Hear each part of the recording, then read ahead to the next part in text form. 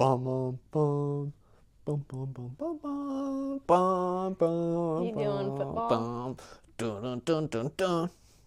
Yeah, that's Monday Night Football. Yeah, You should know that from New Girl. I did, and I was gonna say that's what I know it from. Well, I know it from football. Yeah, all right, jock. We're going, by the way. Oh, yeah, you were gonna tell me. But Well, I think I like doing like a no told start because it's like a break into it, you know. yeah, Because I think it's always I mean, not that I'm not like a fan of like you the feel like going, you're put on the Hey, spot. how's it going, everyone? We're Ethan and Abby. I mean, regardless, I do think that we should have a little bit of like an intro, but we can start just talking. Yeah, the cold open, as they say. Yeah. Brr. I'm Abby. This is Ethan. Hello. And this is Gizmo. where is Gizmo? She's under the bed. No, she's right here. She's actually looking under the door because Hmm. I think Blanche is on the other side. What's the name of this again?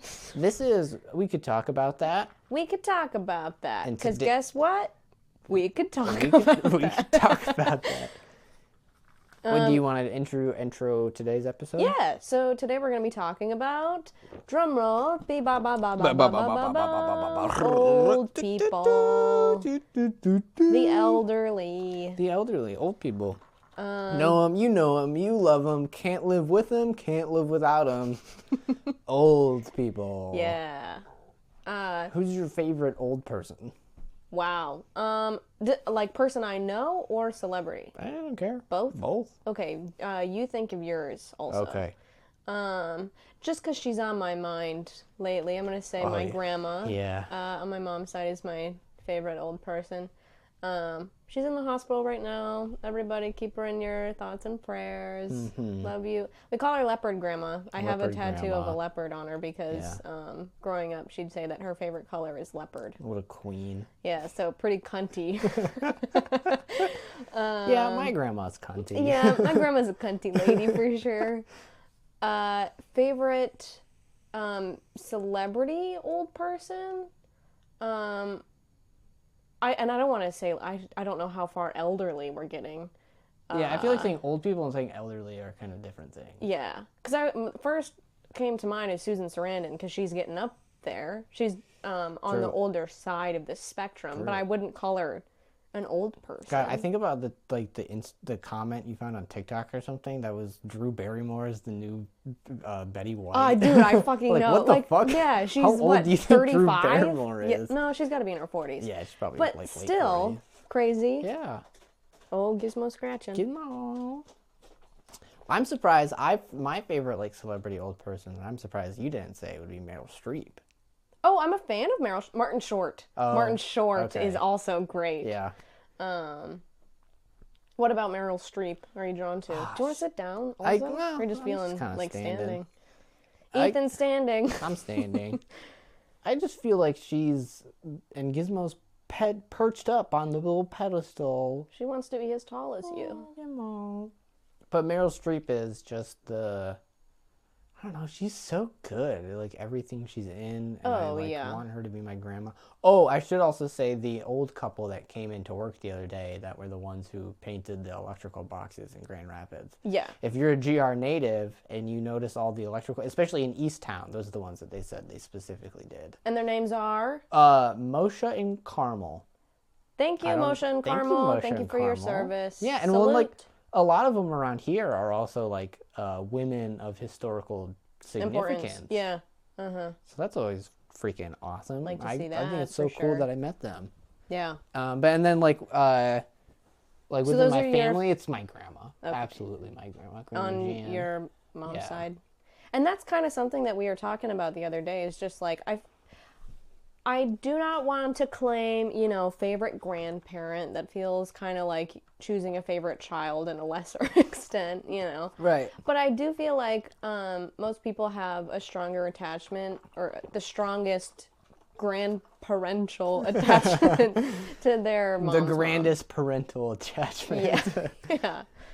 I don't know what that is or why that is, but It's true for me and Ethan. So hey, sound off in the Yeah. comments. Let us know who your Who's favorite. your favorite grandparent? And yeah. I don't know. So, okay, but as like just a topic, why like old people really intrigued me Yeah. is because my line of work, and I don't know if I specifically want to divulge where I work, but Yeah. No. we get a lot. I shouldn't say deal with. No, you deal with. We get a lot of customers who come in wondering how their computers work and stuff, and it's just always so crazy to me to like have customers who like don't even necessarily know to like how to turn on their computer. Mm-hmm. Like we've been talking about giving classes and stuff, and the other day, like the president of the company was saying, all right, I want all of you to like come up with classes that you think you'd be comfortable teaching and stuff, and like, hey, what are some topics that we think would be good? And everyone was like, oh, just like basic Windows 11 literacy, and then like one was how to get pictures off their phone onto their computer. Yeah. And then I was like, I know it seems crazy, but just like even how to plug in your computer, how to turn on your monitor and like plug that in. And that'll be helpful for so many people. Right. 'Cause, like, the thing that really gets me about the elderly or any older person is society is. We live in a society We do live in a where, society. like, the people, younger people are who like are meant to like live and thrive in this society, and anyone that is over a certain age just kind of gets discarded as, you know, someone not important or not to be paid attention to, which historically that hasn't been the case because they have, you know, a certain amount of wisdom from living so many years. There's also a lot of people, like older people, that say some fucked shit. Like, don't get me wrong. Like, it's not like every old person is wise. Right. But I think every person, regardless of your age, should be prioritized in our society and taken care of. Because it started, I don't know if anyone remembers, I think there was like a BuzzFeed video fucking years ago. We were just talking about this, where they were putting like old people suits. They're like, that would weigh down their arms and their legs. Yes. And it would impair their vision just Probably slightly. Like hearing. Yeah, and it would just make it a lot harder to do anything. But I mean, like, Makes you smell bad. yeah, makes you smell like mothballs.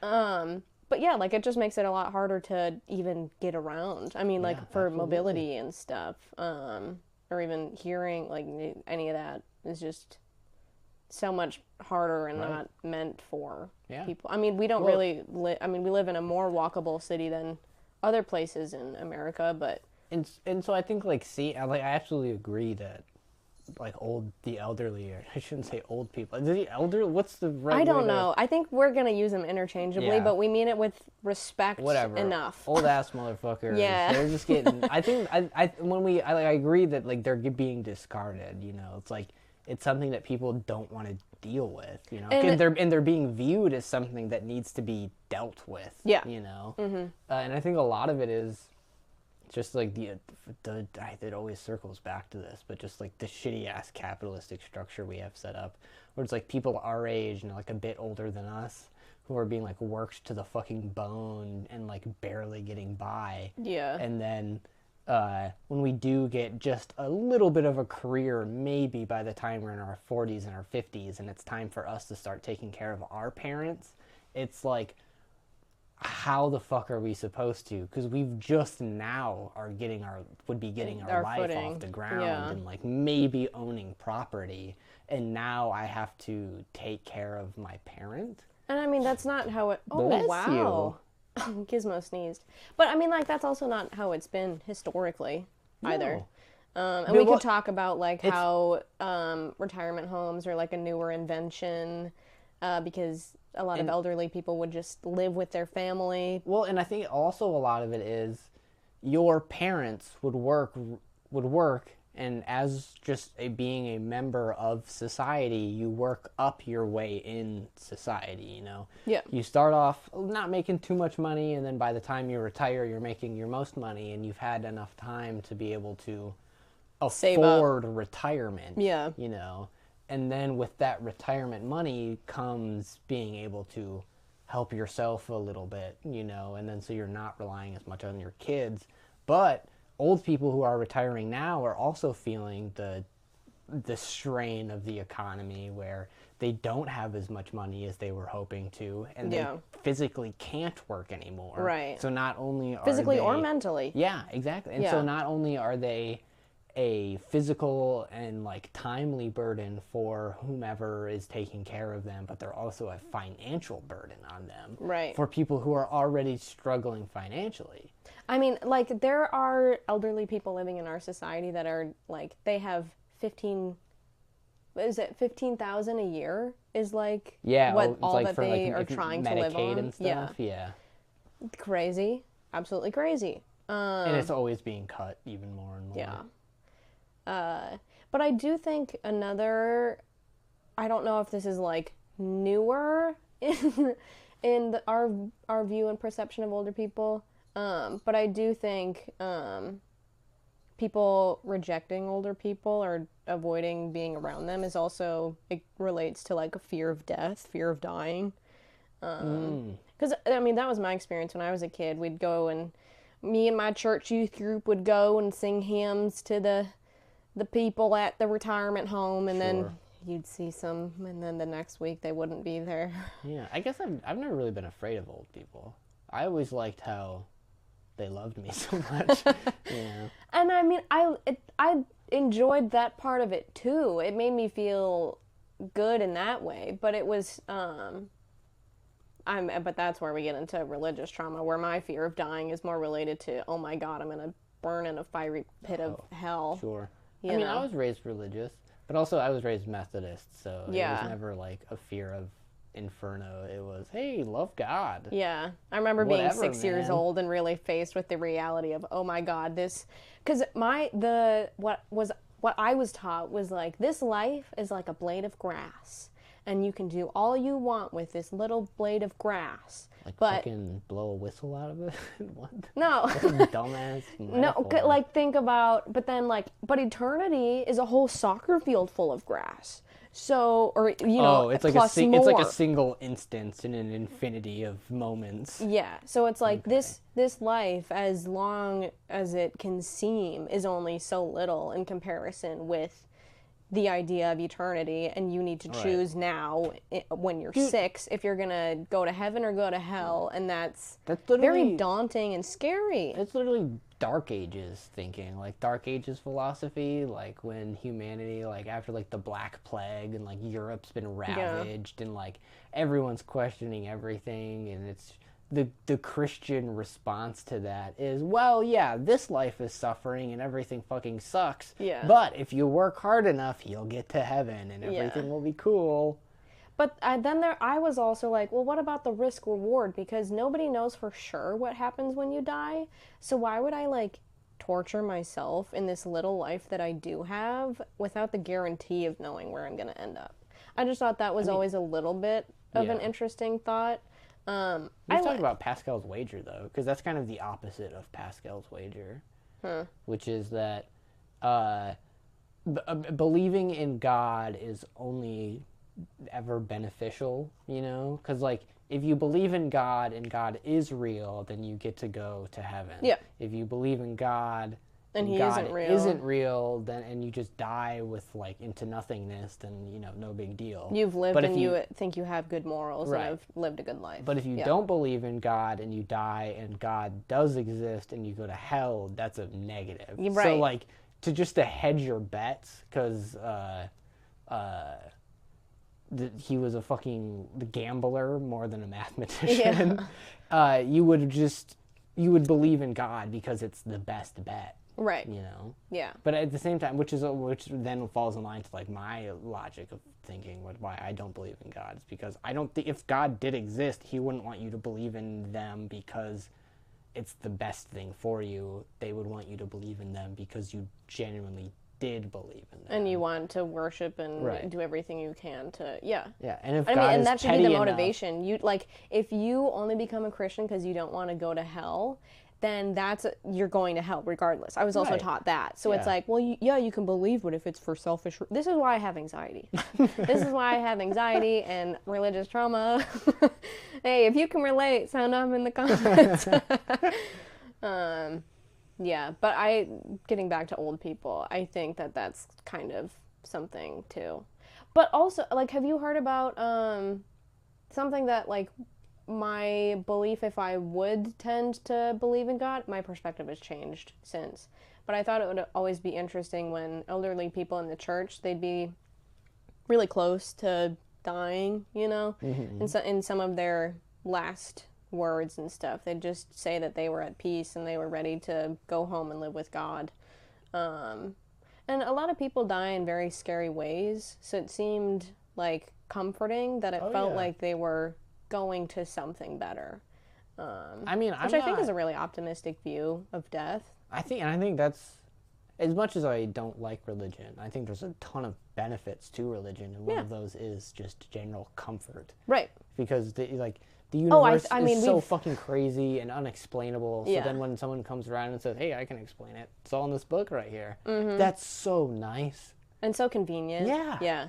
Well, and And like maybe you this just have to is- live your life by these certain principles, you know. Yeah. And then like if you don't, it's like and like, hey, you don't need to question it. If you don't question it, you get to go to heaven, which is like even better, you know. Sure. But then it sucks when you are someone who does question it, and then things start to fall apart, and then you're like, oh, am I a bad Christian because I'm questioning these Deconstructing, things? yeah. And I think that's also the difference of how you were raised in, you know, Christianity versus me, because I only ever, quote unquote, became a Christian out of the fear of hell and the fear of the consequences, and it just like felt Jewish like hell. the thing to do. Yeah. 'Cause Jewish hell isn't even hell. It's not like there's like a burning fire of, Right, a it's just burning kinda pit of hellfire. Nothing, right? Yeah, you just don't exist with God. Yeah, It's like heaven or nothing. that's fine. That's Yeah. great. Like that. Whatever. Yeah. I mean, Jewish God, way more badass than Christian God. Yeah. That But motherfucker, maybe- that motherfucker was killing first sons just to prove a point. Which one? The Jewish God. Well, so was a Christian God. So was a Christian God in Egypt. Well, they're the same God, but Well, it's, yeah. it's the Old Testament. Yeah. Old Testament God, way more badass than New Testament God. Sure. Okay. Yeah. I see what you're saying. Yeah, because I do think the Old maybe- Testament is essentially just the Torah. Okay. I do think we're straying a little bit from our topic. Religion of should old be people? maybe something that we talk about at some point, good though, because we point. do have a lot to We say could talk on about this. that. We could. Yeah, we could talk about that. Do you think you could vent? Because I really got to piss. I could try. Okay. Good So luck. Ethan's gonna go pee, and then this is Abby and Gizmo time, where I talk about the elderly, and yeah, so this idea just came from talking about older people. Was just me trying to come up with something that I thought would be interesting. I don't know why old people came to mind, but I just think it's something interesting to talk about because I'm not really around that many older people.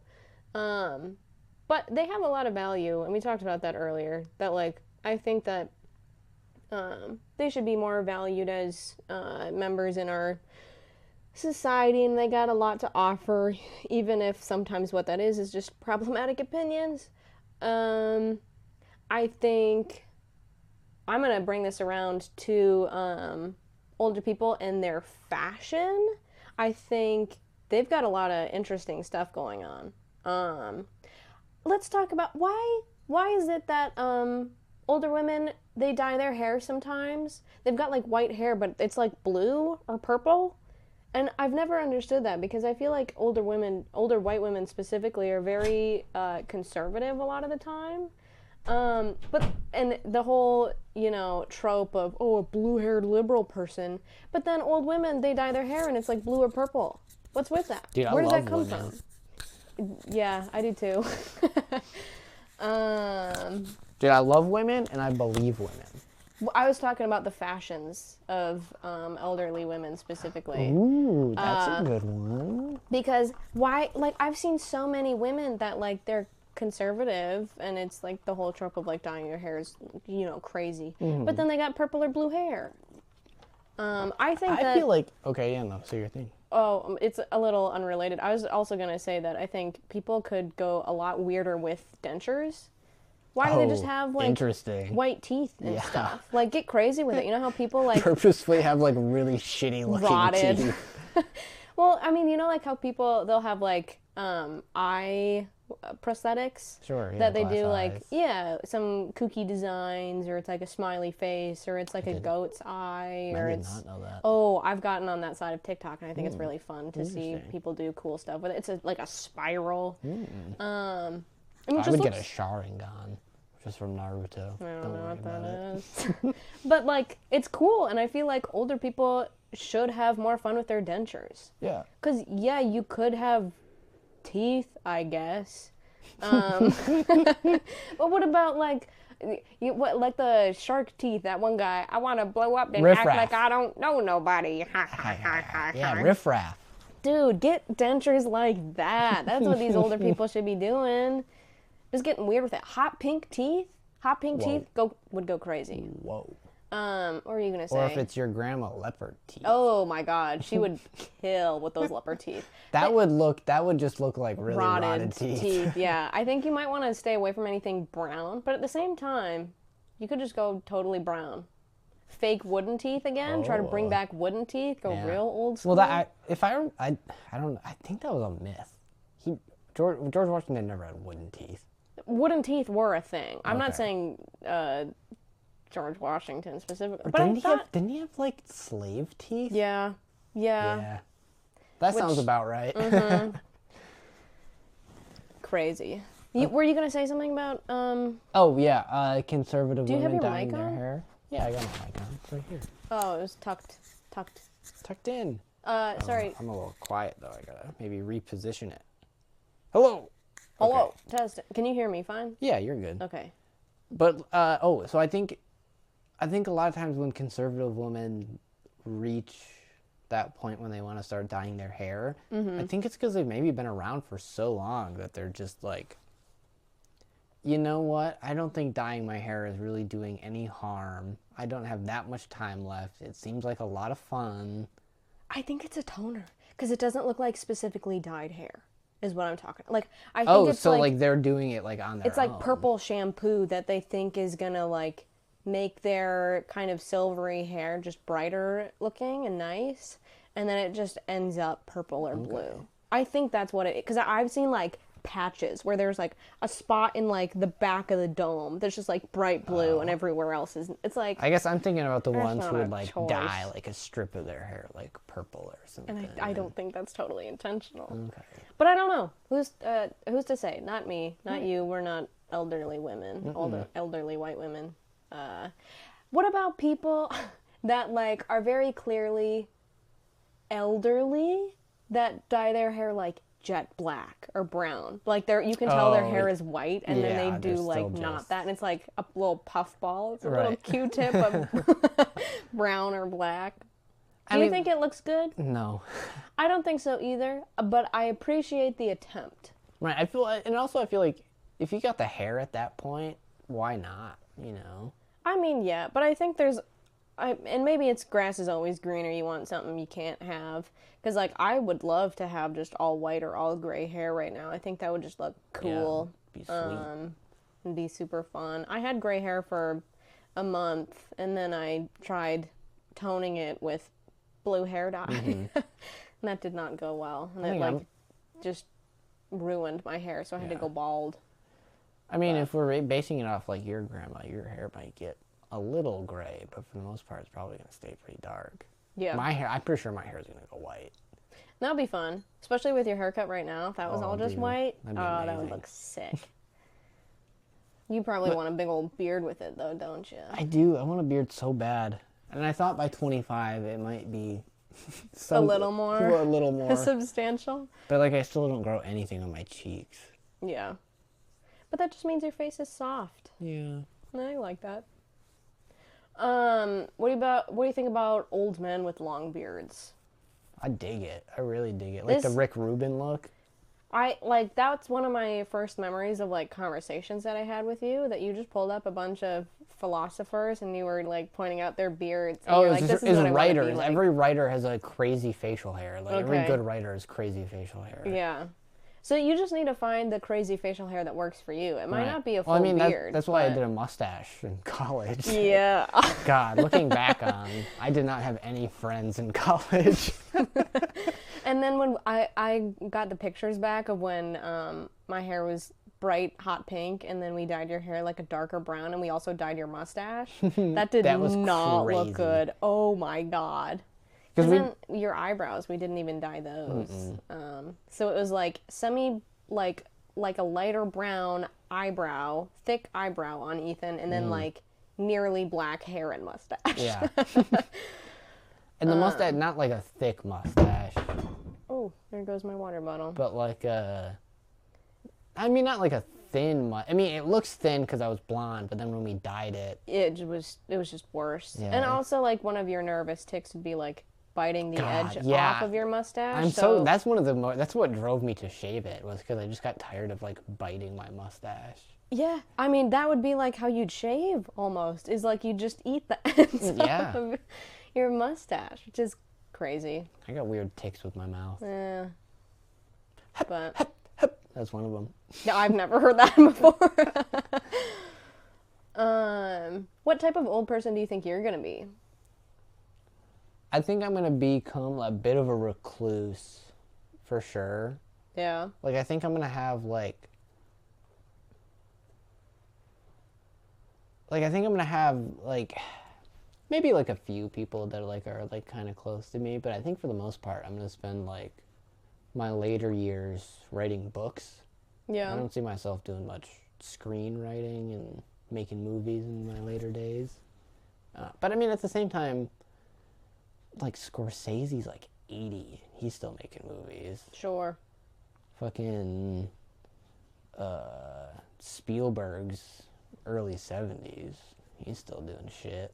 You know, I feel like a lot of directors like work forever, you know. But I Do you feel I'm think more you're of a gonna- writer than I'm a director. Yeah. Do you think you're just gonna lose the passion for that type of interaction, and that's what's gonna make you just become a reclusive writer, or No, I hope that I feel like I've told the stories I want to tell via sure? film. Yeah. You know, like I've conquered that medium. You know, and Yeah. now it's time to write some books. I think I'm gonna be. I mean, I don't know why this has been my goal in life. Is one day when I'm old and ready to die in the next 10 years, I feel like in my sunset years, I'm gonna live in Georgia. I'm gonna have a porch, and I'm gonna sit out on that porch in a rocking chair and drink some sweet tea. That's all I want to do. Just sit outside in the Georgia heat.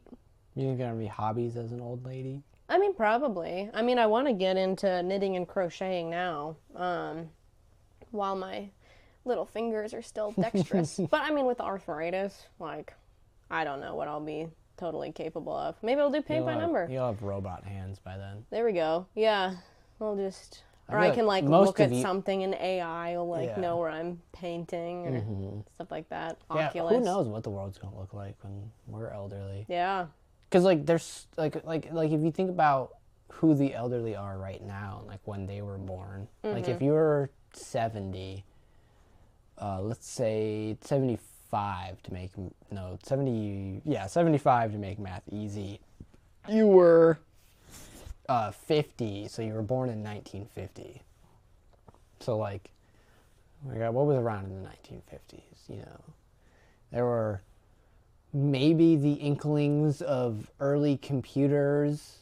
We haven't sent anyone to the moon yet. Music's getting interesting. Music's getting interesting. We're at peace after World War II, so like everyone's feeling good. You can get a little candy penny. America's popping the fuck off. Go down to the pharmacy, get a little candy, a penny candy, Yeah. little Tootsie Roll. Little 10-cent comic. There you go. Bazooka bubble gum. Bazooka bubblegum. in the 50s, the United States was like, that's when we became the world power that we are now, because Europe and Asia were like ravaged by World War II, so they're still trying to put themselves back together, but like the United States was entirely fine. So like, and we made so much money off World War II because we were just manufacturing shit for everyone. Yeah. I don't know that much about history. I mean, we've talked, my education, I am well educated in the arts and not much else. So you can keep talking about the 1950s. I don't that much to add. But I mean, so that means you were a teenager in the 60s. That's fun. So we landed on the moon when you were 19 years old. This is a 75-year-old. Sure. So I mean, you're going into adulthood seeing, holy shit, America's amazing. Oh fuck, Russia's a threat. And then by the time you'd be 80s, you'd be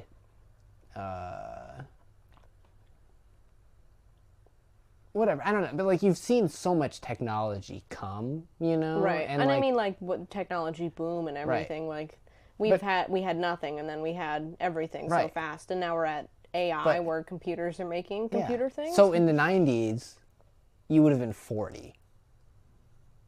Wow. So and so like that's when like computers really start to take over, you know, where it's like, okay, we're gonna start teaching people how to type, and you're in your 40s. You're in like that's the middle essentially of your the life. heyday of your career. You know, you're supposed to be kind of making the most money you will be making. I feel like if I were in my 40s in the 90s, I would be so fiercely anti-technology. Right? Because it's such a threat. I wouldn't want to learn anything.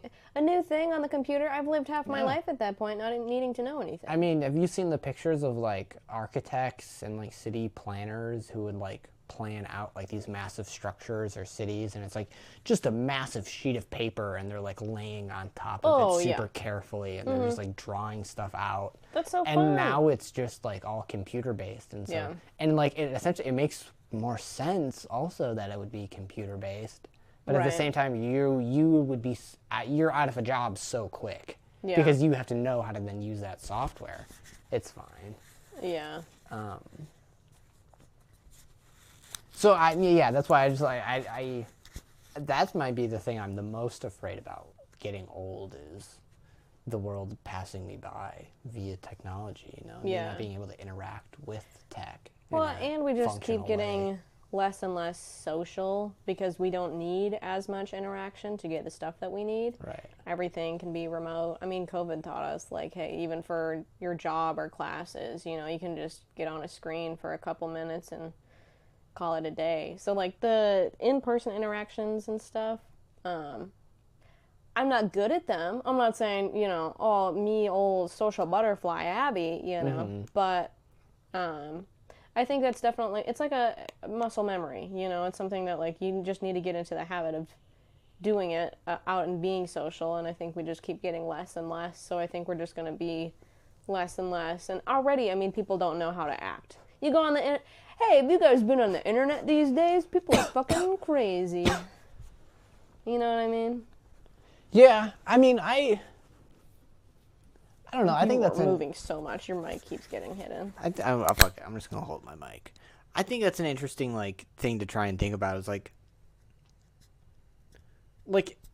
are we in a less civil era than we've been in before? You know, like I feel like people have always been fucking going at each other's throats. Everyone's always hated everyone. You know? But I think it's just we see a lot more of it because everyone is so connected with anyone through the internet.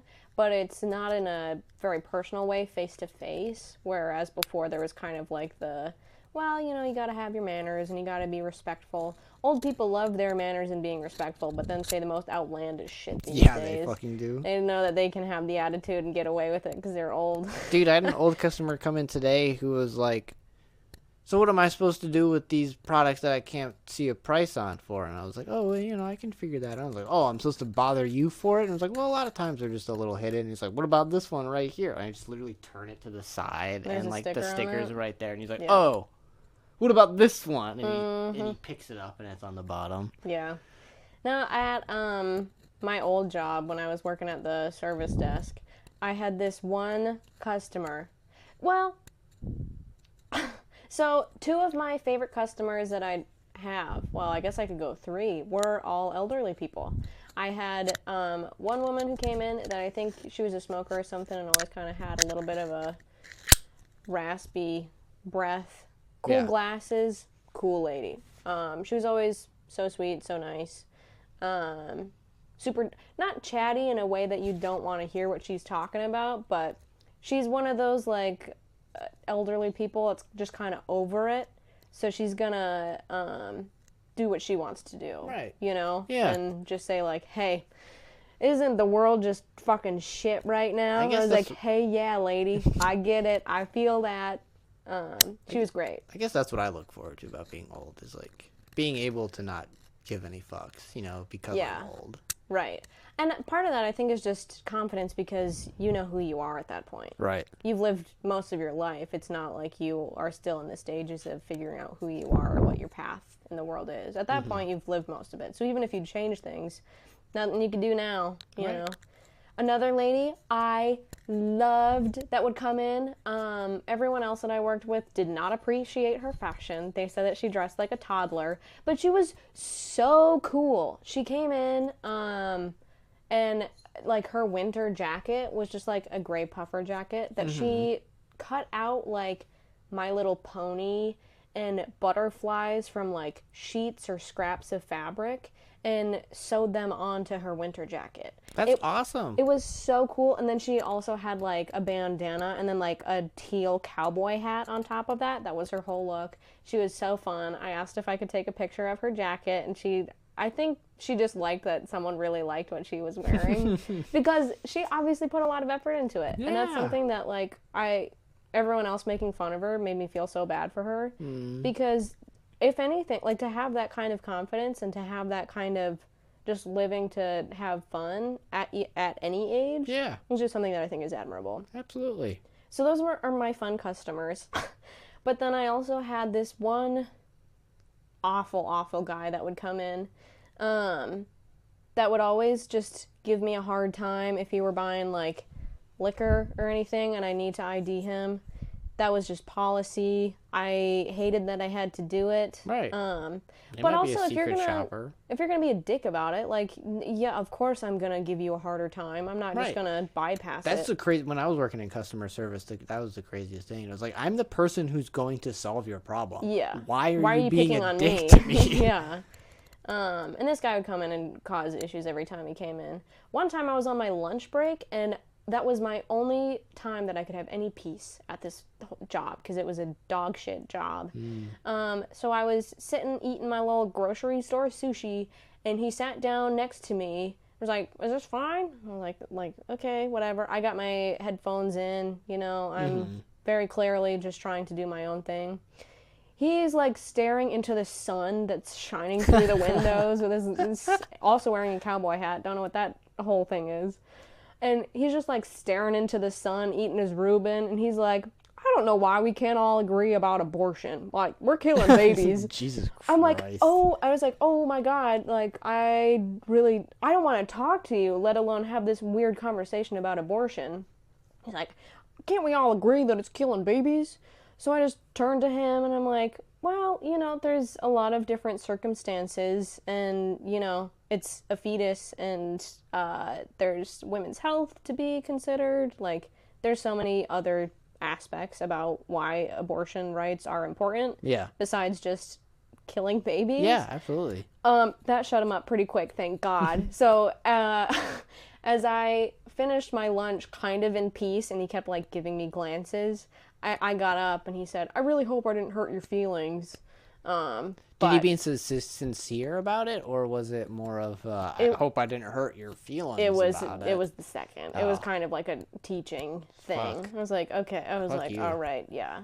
So anytime that he came back, I'd really try to pawn him off on anyone else. Or limited. Nothing you could do could affect me because you are a little man. Yeah. If you're an old white man, like, what say do you, like, well, any old white man, that's who's running our country right now. So, yeah. But sucks that he would have any kind of say on what women can and can't do with their bodies. Right. That's a whole other thing. And God, like, what a crazy oversimplification of abortion, too. Oh, Just yeah. killing babies. Yeah.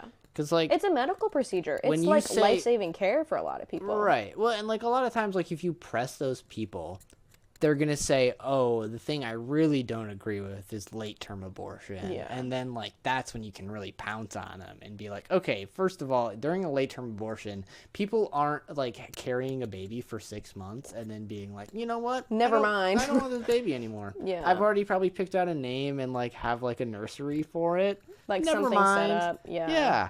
Fucking, and then... We could really get into abortion. Should we bring it back to old people? Yeah, Or do you sorry, we wanna- should bring it back to old people. There's been so many great old people that I've like worked with throughout the years, you know. But before you totally move on, I think real quick, abortion rights are human rights, really important, and maybe that's another conversation for another time. I'm not just trying to fly off the topic. You should be allowed to do whatever you want with your body. Yeah.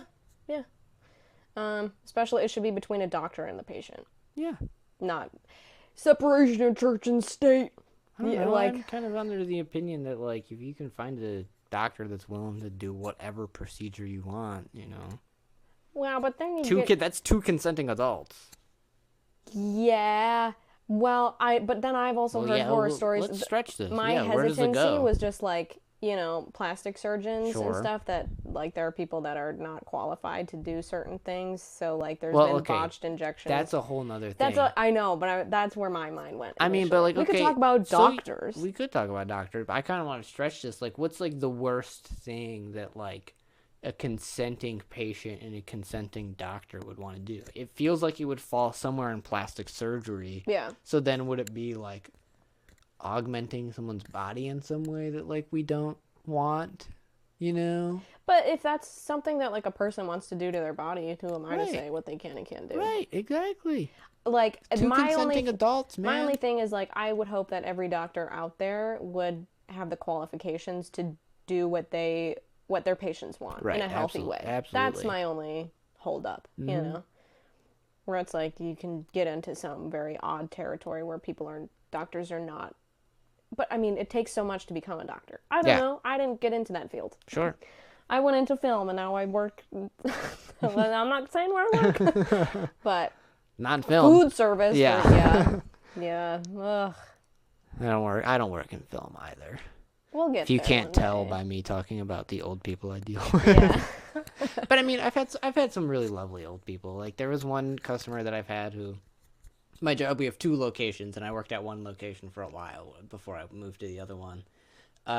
And like after I like went to the other one, like there was a phone call and like I answered it and I was like, hey, thanks for calling. How can I help you? Blah. Yeah. Like, I'm Ethan. How can I help you? And she was like, I found you. I've been trying to call you and just say you were so wonderful helping me out the other day. And like I don't really remember what the repair was. Like I Yeah. think I literally might have just turned her computer on for her. Like it Sure. might have just literally like she was used to being able to like just open up her laptop Yeah. and it's like on, and I just pressed the power button for Right. her or whatever. But I mean, that's where that class would be so helpful. Right. And just to even have that kind of community involvement with elderly people, like, Because elderly the thing people, is, they give them a chance to talk to you and they will talk your ear off. Absolutely. They have so much to say. Yeah. So much life Well- that they want to share with you. and in my experience, a lot of elderly people, they don't want to be as reliant on you as they are. Yeah, no. But they have to be Yeah. because they have no other option because they don't know how to Google things. I mean, this society was built around young people and It was built by young people. and we're constantly changing and constantly growing, and once you're older and you don't have younger people around you teaching you anything on a regular basis, all of a sudden 5 years go by and you're so out of the loop. Yeah. You get made fun of for having a flip phone. Well, and then now all the cool people have flip phones. Yeah, I want a flip phone. God, what I would kill to have a One flip of those phone again. Samsung flips. I want a Motorola Razr. Is Oh, what I okay, want. Yeah. Hot pink, touch screen. What would be like my ideal phone? I don't know. I kind of like what I got. Yeah. Old people. Old people. Dude, so I really think a lot of times, like at my current job, at other jobs I've had, like if you just talk to an old person, they'll keep talking to you. And a lot of times the reason they'll stop is because they realize there's like other things that you have to do because Yeah. you're at a job. Yeah. And then and I feel like they'll almost be like a little embarrassed about it. So a lot of times they'll be like, "Oh no, thanks for talking. Yeah, I had a lot of great, lovely time talking." I always feel like I gotta give them a hug after that. Right, You yeah. know? Well, and like they're so quick to trauma dump. Holy fuck, they love trauma dumping. Well, and I think it's because, like, people don't listen to them anymore. No. And you can get into, you know, historically a lot of elderly people, they would pass on the stories of, you know, people before absolutely. them. That's a really good point. So, like, maybe we like as ingrained humans, in us we are almost. meant to be storytellers as we just grow. Yeah. And then all of a sudden, they got no outlets. They can maybe talk to their grandkids every once in a while. Once you have gathered all of your stories, you know, Yeah. and you're supposed to start telling them. Right. No one's there. That's so sad. That's gonna make me cry. I know. It's really sad to think about, which is why I think it's really important to talk about old people. And if you have any older people in your life, Send them our way. We'll bring them on. oh god, I was just gonna say talk to them. we could talk about that, Ruth. Yeah, we could talk about that, Deborah. Ooh, let's talk about old people names, because that's something I love. An elderly person's name. I love an old man named Dick. Oh yeah. Come on, I had a Uncle Dick. God, he was great. Dick Bear. No, he was Dick Dude, Stuffle. Bear Dick. He was Dick Bear, Stuffle. comma Dick. That'd be great. Sorry, Dick Stuffle. That's good though. Also. Yeah. And he, oh god, he was vegan for I'm not sure all his life, but he for a good chunk of it. When I knew him, he was vegan. And he was on like snow patrol, like skiing. Oh yeah, you've told me about this one. Until he was in his 90s doing that shit, like late 80s doing that shit at least. He recently passed, which is sad, but he always had a vibrance to him. I think people that like him, that kind of choose their life and are just very self-aware of themselves and kind of how they can exist in the world. There's a lot of optimism that I see. So like me, I have a lot of fear of becoming an older person because I have a fear of death, you know? Right. But I also think I'm really going to reach my stride in my 40s and 50s. I feel like that's when I'm going to find my most joy, my most, and for the record, I'm not calling someone in their 40s or 50s an older person. I think 70 onward is where we're talking specifically. Even 60s, well, if we define it by how jobs I've had and job I have now, the senior discount starts at 60. Okay, sure, yeah.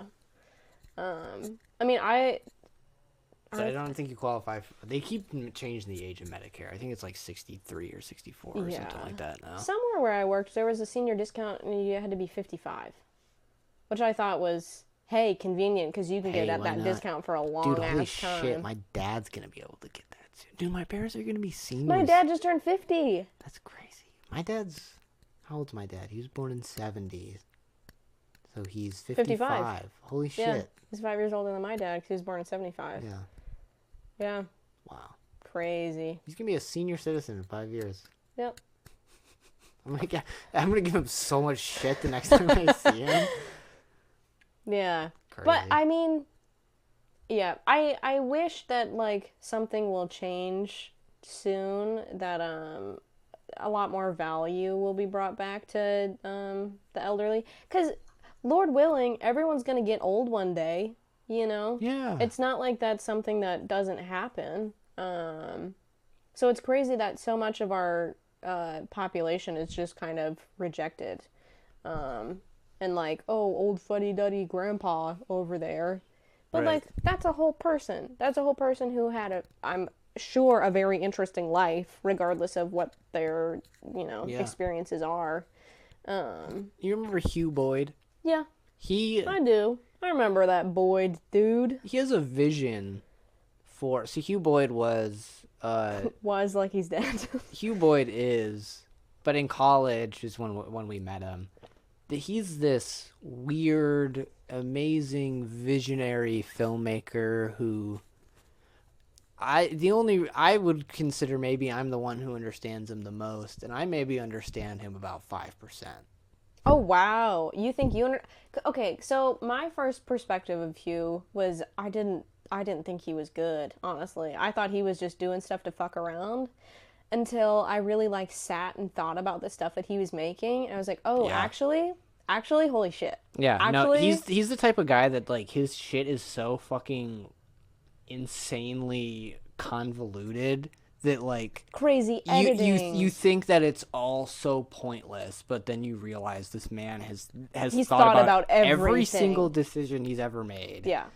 I always like to compare Hugh to like getting a 0% on like a true or false test, because like that's as equally impressive as getting 100%. You're just choosing all of the wrong options. I feel like he's a monkey typing Shakespeare. Oh, You know what I he's mean? inevitable.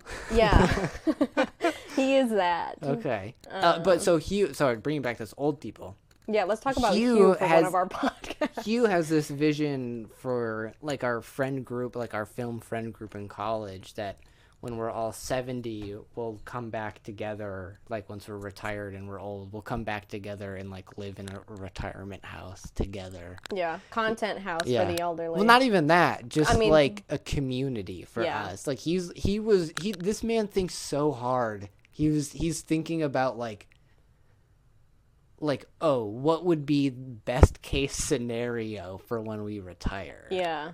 I don't know. End of I love life Hugh. plans. I hope he's doing well. I Yeah. should reach out to him. Yeah, you really should. I mean, it's so sweet to think about just because that's something also with community, talking about elderly people in retirement homes. You hear about these old people out there getting like girlfriends and boyfriends, Also and all the horror stories. drama that. Oh well, yeah. When But I you was can get working into the care of. When I was working at the news facilities there. station here at Grand Rapids, Mm-hmm. I remember we ran a story, and the story was, for the second time this year, a person had escaped, which is crazy verbiage to use from a Yeah, retirement like it's home. prison or something. But someone who shouldn't be left on their own, lacking mental faculties, Mm-hmm. went out in the cold, gets lost, dies of hypothermia. Awful. Second time it's happened. Yeah, awful. Fucking crazy. And like they were facing fines, and I was there long enough that like they tracked the story, and they like ended up like closing the place and stuff. But, Okay. but still, like, Right. That was a person that was how their life ended. yeah, That's insane. I mean, in the cold, alone, about- not knowing what's going on. do you remember God. that one prisoner from Orange Is the New Black that got released? It was like a sympathetic release or whatever the fuck it's Yeah, called. because they just didn't want to deal with him Because she anymore. was so old and like had dementia that it was a compassionate release. Yeah, that's what it called. was called. And she just died on the streets. Right, because Well, I guess we don't know what happened to her, but it's heavily implied. But yeah, isn't it? she was put on a bus and she didn't know where she was, and she thought, her boyfriend Jack was coming for her. Yeah. And all of a sudden she's just released out on the streets at a bus stop, where it's like, what are they supposed to do at that point? Who's looking out for them? Who's caring for them? Because I think And like, with the process, you're lucky if you end up in a home. yeah, well, lucky-ish, yeah. But the whole like process of life is very interesting because we're toddlers and then we're humans. Toddlers are The humans. two but- stages.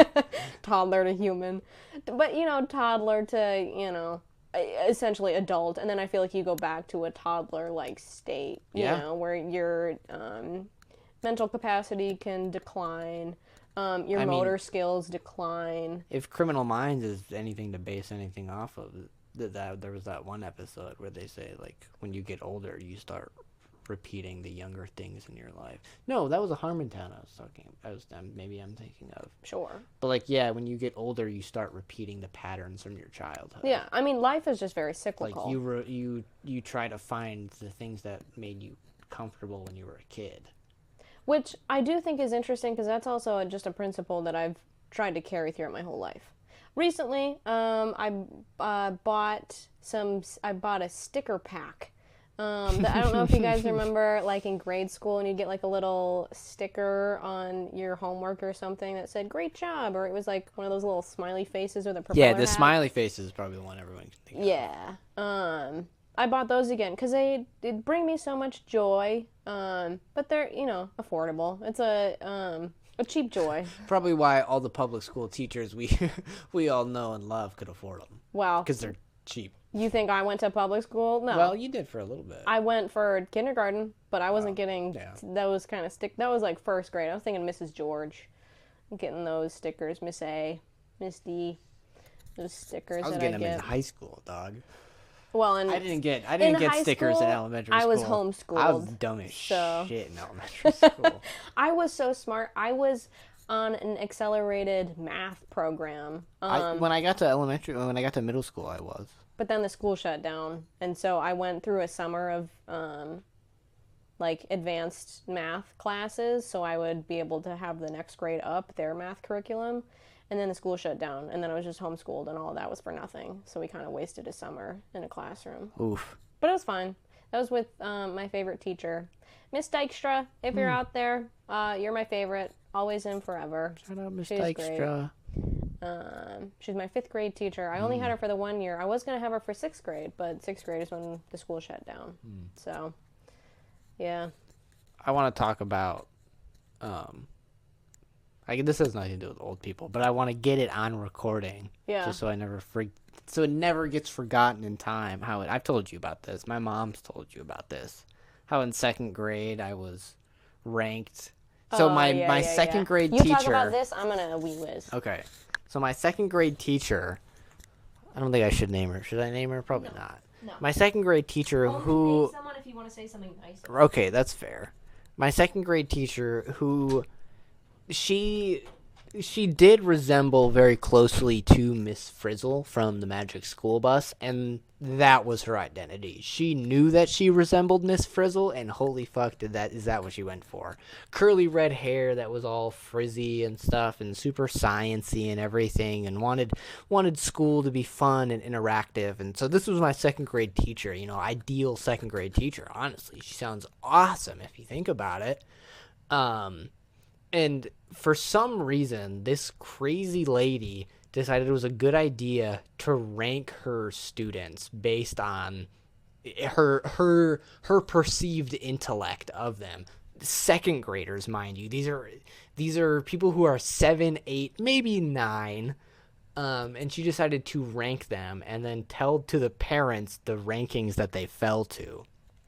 Now, I mean, so I'm incredibly dyslexic. And so I wasn't really able to read or write until 2nd grade. 1st grade, I was kind of grasping the concept, but it was still incredibly difficult for me to be able to honestly read and write, as crazy as that may sound, because most people can read and write by kindergarten. So my 2nd grade teacher ranks everyone out of like 30 students. I get ranked 2nd to last. And the only person... Abby's back already. I've taken so much preamble. And the only person that I'm above of in our class is someone who's been diagnosed as, like, cognitively impaired. Someone who literally has, like, a definably low IQ is the only person I'm... the perceived smarter than It's not like you can say a lot 2nd about grader. IQ. Well, whatever. Keep going with your story. Well, I mean, that is...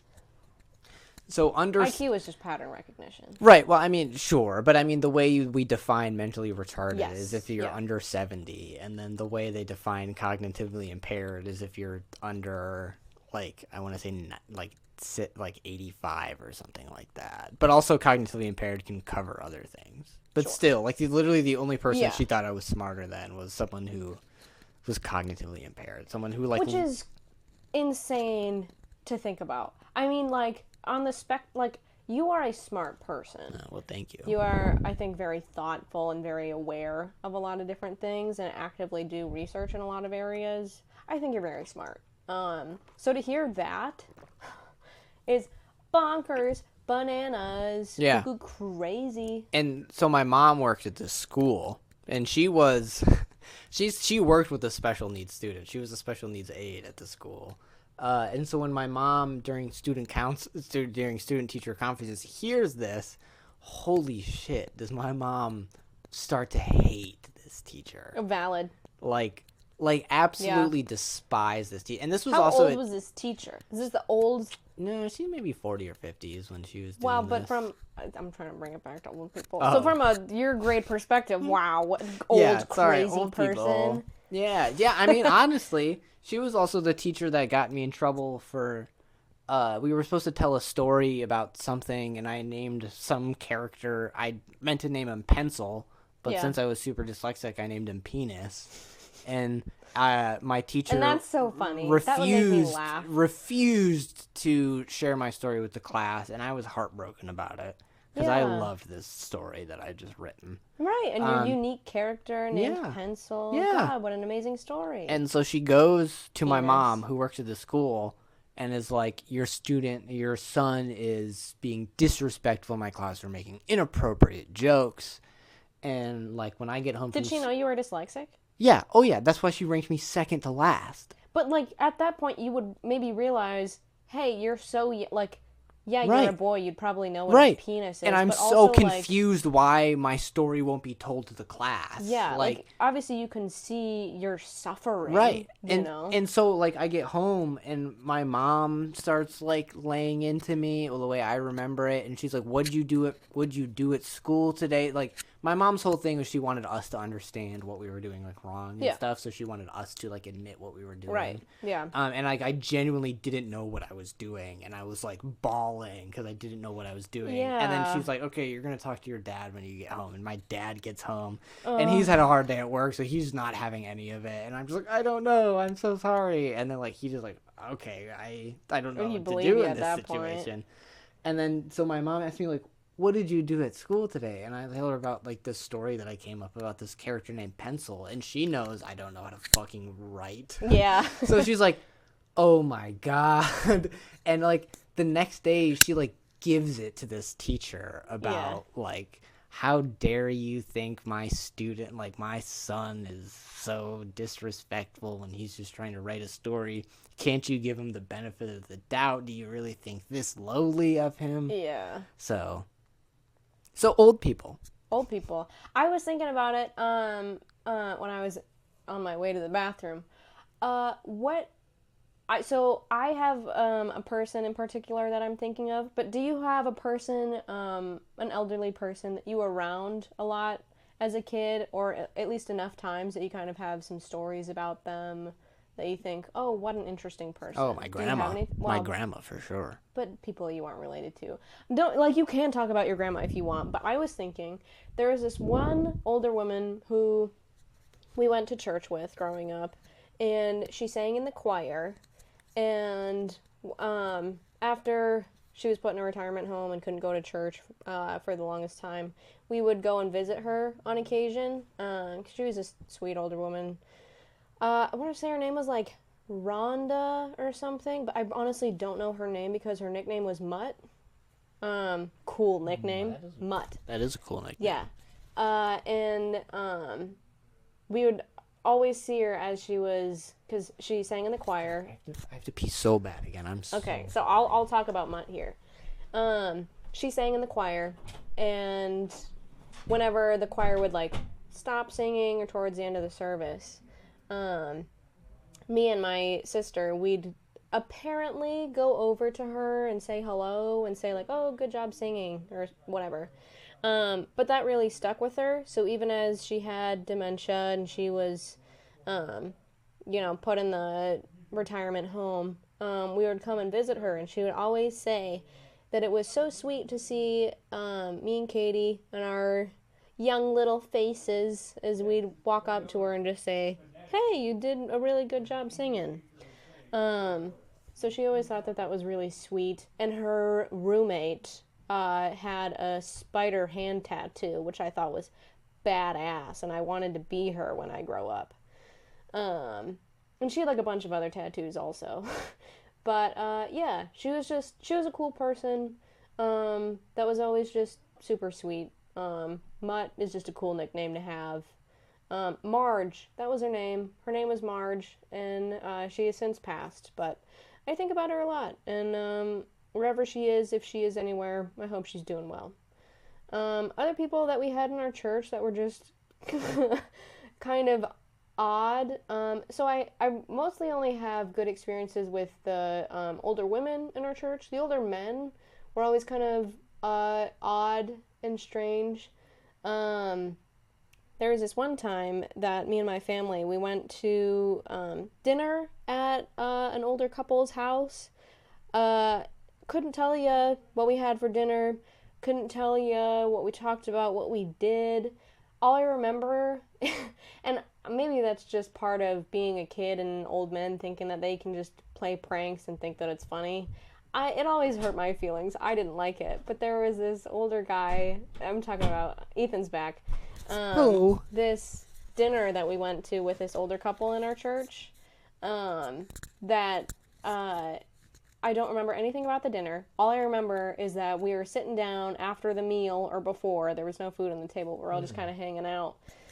He held out his hands like this, like so clasped together, like really tight. And so, but he was saying, "There's a frog in here. Would you believe that there's a frog in my hand?" And I kept like looking. I was like, his hands are so flat. It has to be a tiny frog, but I'm not sure. I was like invested, and he's like really egging me and my sister on, like, "Oh look, like there's really a frog in here. You can tell." And I don't remember if he squeezed them to make like a weird ribbit noise, because that was something he could do with his old man hands, or if he like opened them to be like, "Whoa," like chucking the frog at us, or what. All I remember is I was so shocked and startled, I flew back and hit my arm on the table, my head on the table, and I just started bawling my eyes out. Because it was so jarring and, like, so scary to me. Yeah. Because it's this sudden thing that, like, I'm just a little girl. I don't want a frog all over me. Yeah. I know they can't bite, but maybe they'll, Still. like... There's poisonous frogs out there. I don't know what the fuck he has in his hands. He's old. Maybe he could be on... Well, it's also still just startling, something to jump out at you. Yeah. And he felt bad for that, for, the rest of any time that I saw him at church. He'd just be like, "Oh, yeah, remember when I scared you with the frog hands?" It's like, yeah. So, yeah, generally didn't have good experiences with the old men in our church. Older women, yes. Interesting. Well, so I thought about it some more about old people I was around but not related to, and it's also church people. Yeah. And, I mean, that's where you get a lot of your community as a young kid raised in church. Yeah. That's also another interesting thing. We should just talk about religion at some point. We should. Yeah. But Tune in next week. But the older person I could think of, his name was Don, and he was a man. So it's interesting that the person I think of is a man, and you hated all the men that you had with church. I wouldn't say all of them. I'll try to think of one good old man that I had good experiences with. But Don was this. He was an old widower who, I mean, when I was 10, he must have been at least 60 or 70. Okay. And I mean, so he was pretty much bald, but not always shaving everything. So, like, every once in a while, like, just a little bit of white would pop up in areas, but then just a big old white mustache. Like, you really couldn't see his mouth. Oh, that's it was great. just a big white mustache, and then he's, like, big clear constructor glasses, you know? Oh, okay. But would also, like, double as, like, safety goggles and stuff. I thought about getting those as a pair of glasses. They're fucking Wouldn't that just be sweet, badass? honestly. Yeah. And so he was always like the team lead or like a leader of our church's like missions and stuff when I remember like our church they went down to like Katrina. They would always go to like disaster sites and try to find they would go to disaster sites and like help rebuild people's houses and stuff. Yeah. And my mom would always go on a few, and I always wanted to go with her. I was always so sad whenever my mom left on one of these things. Yeah. And then Teen Serve popped up, which was like this where like they would pick a community and then like a bunch of local like youth group, well not local, kind of like Midwest youth groups would come, and then they would find homes in the community that mostly needed painting, but some that would need like wheelchair ramps built. And within the youth groups, you would also have to pledge like adult leaderships to lead youth teams and stuff, because it wasn't your youth group that you would go and build with. It would pick like you and another person from your youth group would go and meet 6 other people like from entirely different youth groups. That's and fun. stuff. Yeah, I like that. honestly, it's not like a bad idea. Yeah. Like I met a lot of cool people that I don't remember at all now. Yeah. Friends you'd have forever. Right, but there were only ever a few teams that would be for building. A lot of them were for painting. Like, Sure. like it's like 300 kids would show up, you know, and there would be maybe enough. Like almost 90% of them would be painting. There'd be maybe 1 or 2 or 3 if this was a big one. Yeah. That would be building, and I was always on a building team because I could swing a hammer. Right, exactly. And like Yeah. not that many people would request. Most people would request to do the painting because Right. it's like the easiest. Yeah. That would be what I would be doing. Right. So I would always end up on a building team, and Don would always be the leader of my build team, except one time, which was a little sad. But like Don like single-handedly like taught me so much carpentry stuff. And like Yeah. I mean, it's like really like simple things, and like I know like I have a very interesting dad, like not maybe the most like macho of fathers, which I think did me wonders in the grand scheme of things. Yeah. But I had a lot of then like surrogate fathers for the more macho of things. Do you like- you just mean traditionally masculine? Yes, yeah. Yeah. And so Don was the one who was like taught me how to build. You Yeah. know? And so like and a lot of those skills have like got me pretty far because like I'm a pretty handsy guy. You Yeah. know, I like to build, and a lot of building just fundamentals he taught me. And then I worked at Home Depot for 6 fucking years. and Yeah. the whole time I was thinking Just thinking about Don. Just thinking about Don. and like, all the tools and well, in every man that came in was just like a variation of Don, but Sure. Don was the most pure of all of them. yeah, Don in purest form. And he's still around and kicking and leading like mission groups. And this He man is? must be 70. Yeah, the last time we were hanging out with my mom, I asked him, "Hey, how's Don doing?" And she's like, "Yeah, he's still around." And like I remember, this man had such a hard time hearing when I was like around with him. Yeah. Like, and he That's another thing I wanted to talk and about. he would never wear his hearing aids. Sure. So you'd have to look at him directly, and you'd have to yell at him essentially, and he would read your lips That's and be able to great. put it together. That's great. Do you remember when hearing aids looked like M&Ms shoved in your ear? Like Yeah. they were just fucking massive and then they they had weren't like all the little hidden. thing sticking out, so you could adjust wire, the volume. dial? Yeah.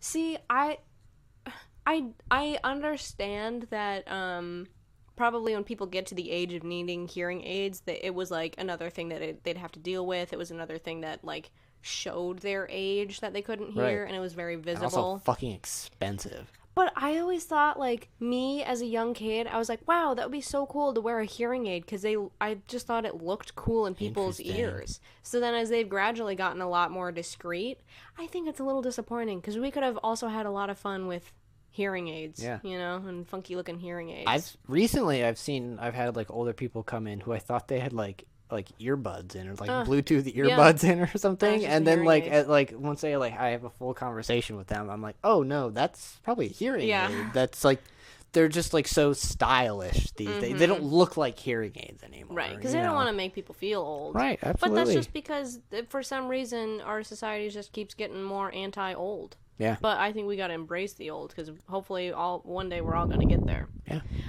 I did think of 2 older men that I have had good experiences with. Yeah. My grandpa, on my mom's side.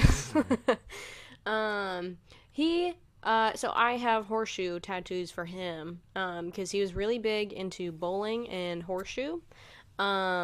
And he has glasses kind of like Ethan has, the little aviators, and just a Some thick, bejewels on the side. not the bejewels on the side, but also thick mustache. And is just always the sweetest guy. Still is. And like I have a lot of different memories with him that are all just kind of disjointed. But I do think about like when he would try to teach me or Katie horseshoe when we were young and we didn't know what we were doing. And he'd all just be very gracious. Like, I never really saw him angry, you know. He was always just sweet with me and Katie. Nice. Or like buying me and Katie candy.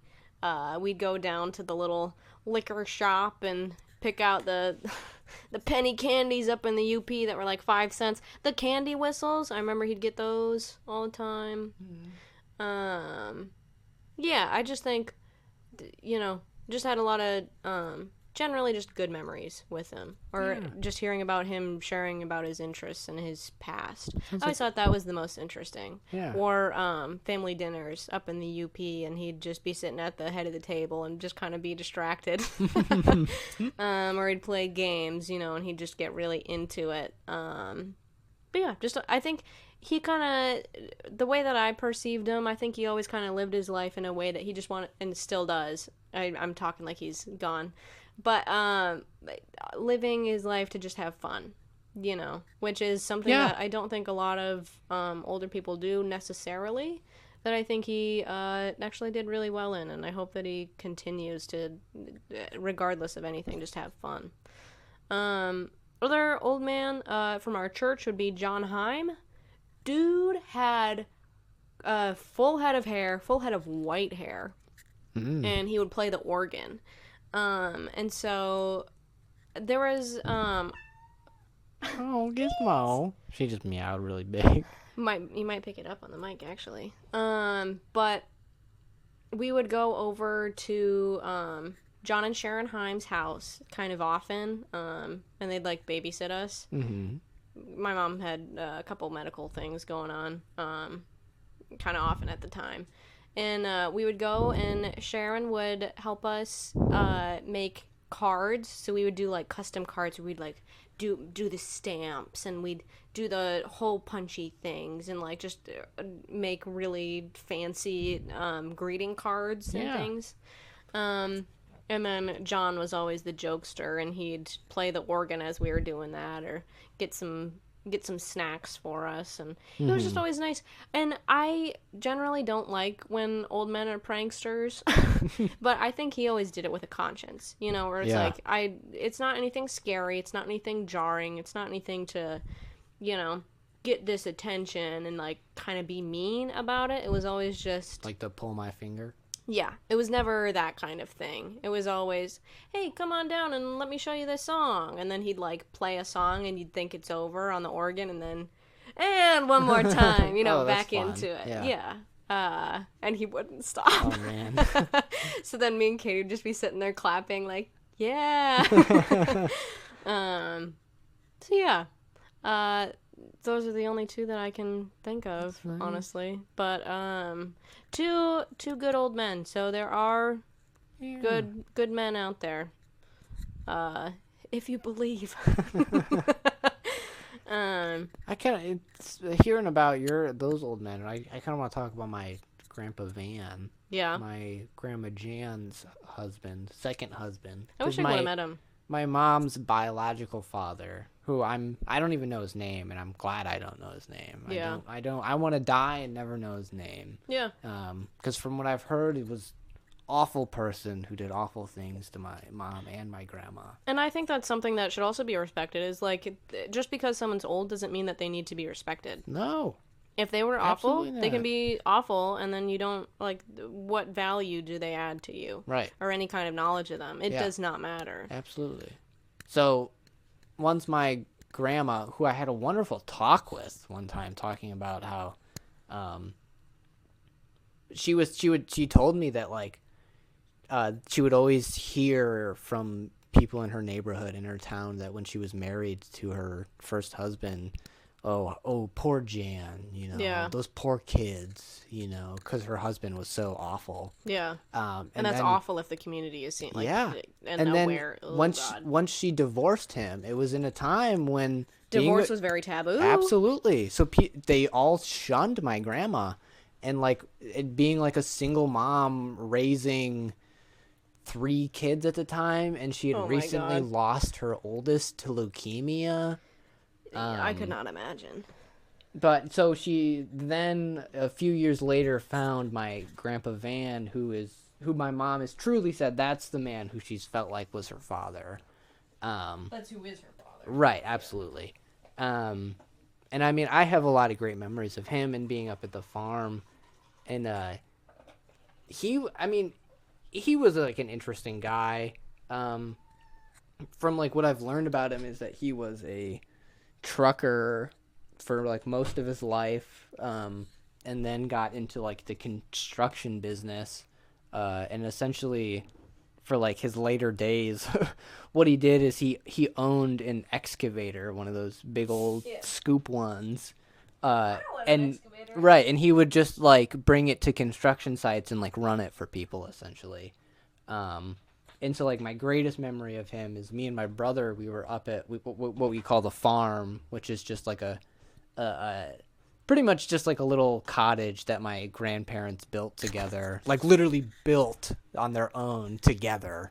That's where we went, right? Yeah, yep. Yeah, it's a very cool place. And it's on like a big old property of land that's like in the middle of nowhere. And so like we me and my brother were out there either for the weekend or whatever. And we wanted to like dig a hole. And so as boys do. Hey, I wanted to dig a hole as a kid, but my mom wouldn't let me dig in the yard. Oh, no. In the garden, it was kind of like a specified area. I think it really only became the garden for a while because Katie and I got a little too overzealous with our little trowels one day.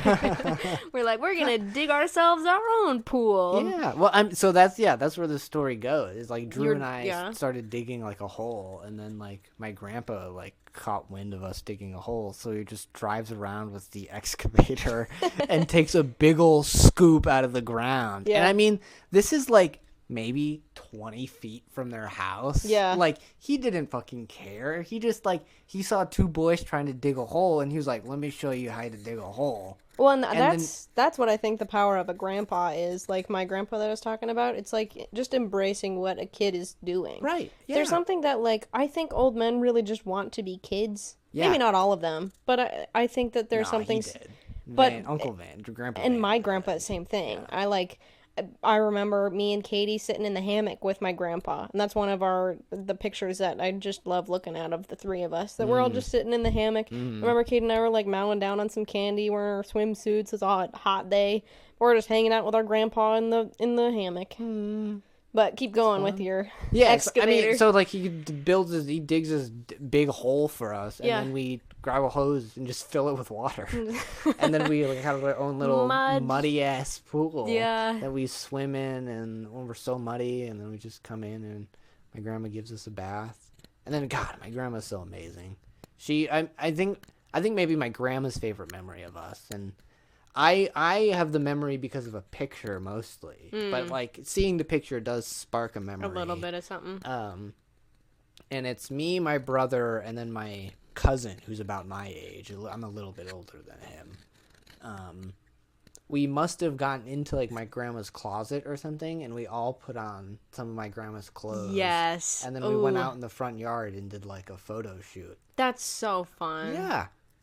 It's great. Yeah. I'm sure my grandma has that picture somewhere. That's great. I mean, but yeah, like those were like my grandparents, you know, just like the most supportive yet kind of man's man also, you know. Just, because we would also have contests with my grandpa Van to see who could like pee the farthest off like the porch and stuff, you know, that kind of stuff. Classic or dude stuff. he would teach us how to like cast a fishing pole, and we would be standing in the bed of his truck, and he would just tie like a little like screw or nut to the end of our fishing line, and so we could cast. And that's how I broke my brother's tooth, because he was standing behind me, and I casted back with this big old lug nut on the end of my fishing line, and he turns around, and the nut goes right into his front tooth and cracks it.